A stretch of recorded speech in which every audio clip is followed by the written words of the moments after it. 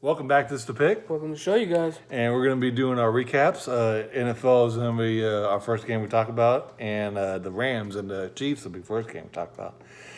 This is our recap show. The Rams win this one 54-51. 54-51. Rams amazing on offense, and Chiefs amazing on offense. Not a whole lot of defense, but defense made some plays. So we'll get into that. But let's get some stats knocked out right quick. Goff had a really good game at time. For the most part, he missed some throws, but when he definitely needed his team, when his team really needed him, played really well. 413 yards, 4 touchdowns. Gurley didn't really do that much. 12 carries for 55 yards. Brandon Cooks and all the other receivers had a really good game. Cooks had 170 yards. No touchdowns, though. All right, Patrick Mahomes had 3 interceptions and 2 fumbles, and one of them was returned for a touchdown. But outside of that, he played really well, especially in the latter part of the game. That last interception, he was just throwing it up there trying to make a play. Yeah. Other interception was his arm got hit, so, I mean... Yeah, it wasn't outside of that first interception, it was really weird. He really didn't throw. It ain't like he's throwing bad passes. Yeah. And he had 6 touchdowns, almost 500 yards. Kareem Hunt didn't do a whole lot, 70 yards, 4 carries. Tyreek Hill had a monster game, 215 yards, 2 touchdowns. Kelsey had a really good game as well, 100 yards. I can't remember how many. 19 or so. Something like that. So a lot of offense. I want to get into why I think this is how it is going to be. Honestly, it's going to be Big 12 football. I want to say this. This was an amazing game, but this is a lot like a lot of other Big 12 games and in college. And a whole lot of people bag the Big 12 and say no defense. This sucks. This league sucks. These teams suck. But if those same people are saying that this game was amazing, we need to see it again, really need to shut up. Yeah. Because you're just being a hypocrite. I mean that's all I really got to say, because that's really a bad analysis if you're saying Big 12 sucks, you don't play defense, but this is an amazing game. Well, this is not good defense either. No. A lot of people falling down, a lot of bad coverages, man, a lot of missed tackles. So if this is exciting, but Big 12's not excited, then you really need to be quiet. Yeah. That's all I got to say about that. The question of the video and the question for Ryan and the audience is this the greatest game ever?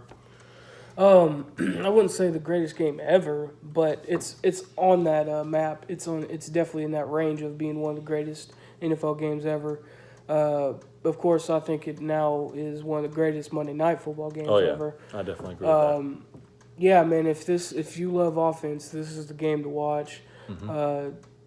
Back and back, man. And this is what I told him before we started the show: is whoever pretty much has the ball last is probably most likely going to win. I mean, it didn't really necessarily happen that way, but it just the way the game was going, it felt that way. Yeah. Everybody back and forth. It seemed if one team turned the ball over, the next turned the ball over, and then after that, they'll get their offense back on track. And really, the main thing is these secondaries on both sides of the ball were just getting eaten alive. That's really why there was not much rushing by each team, because they didn't really need to run the ball when they can just chunk it down the field and get a ton of yards. So that was the big difference of why there wasn't much of a running game and why it was so high scoring, because they were just slinging that ball around, getting it down the field. Yeah. Like I said, there were defensive plays. Patty Mahomes got sacked a couple of times. So did both by Aaron Donald. Yeah, so did Goff. Both teams defensively scored a fumble on the return. So, yeah, man, it just shows these two teams were so almost even that they were almost matching each other's defensive plays and offensive plays. So this is the game of the year, hands down. But yeah, I could definitely say I wouldn't quite say the game, the best game ever, but it is definitely up there. Patty, man, he's just a superstar. Goff, he could be a superstar as well. I mean, heck, if you want, you can even say Goff is in that range of MVP. Like, he's been playing pretty well himself. So, man, there's not much to say, but it was just an amazing game, back and forth. a lot of these, both of these receivers, Cooks and Hill, were just running all over this field like their heads were cut off, and there wasn't much of these defenses could do about it. So, yeah, man, just a really fun game to watch, and I wish I was going for the Chiefs, so I wish Chiefs pulled out. But hey, good win for LA. Yeah. All right. Well, I'm a Rams fan, so I'm happy my team won, but I'm happy this was a great game. To answer the question, no, this is not the greatest game ever.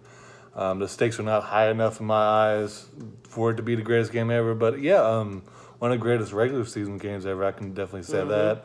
One of the greatest Monday night games ever. I can definitely say that. Just a ton of offense, a lot of exciting plays. The defensive lines for both teams were playing really well. Aaron Donald played amazing. He had 2 sacks, 2 strip fumbles, and this caused a ton of pressure. Sue, he didn't have a lot of stats, but he was eating up a lot of double teams, and they made him having to get singled coverage in the second half because Aaron Donald was just eating him alive. So they switched the blocking schemes and changed it a little bit. I don't really understand why teams have been doubling Sue and singling Aaron Donald. That kind of doesn't make any sense to me. Fowler didn't do a whole lot. Number 50, I don't know how to say his name. Jason Witten trying to say his name. He sounded like Working a Pig. He sounded really funny, but he had a really big impact as well. He knocked Patty's arm and made him throw that interception. So great pick for Marcus Peters. That probably meant a lot to him. He played for the Chiefs and he got traded. So, but that was great for him. Right. Yeah, I thought kind of what I thought was going to happen. Chris Jones had a better game than I figured he would. Houston had a really great game. Ford had a really great game. Yeah. Houston was just eating the left tackle for Rams alive, Whitworth. He's not playing as great as he was last year, but he's still a really good tackle. The interior was getting eaten alive by Jones. They could not block him at all. And they really couldn't block Ford as much. He didn't have as much of an impact as Jones and Houston did, but he still had a really good game as well. But these corners for the Chiefs didn't play well. Scandrick got eaten alive. He gave up 2 touchdowns.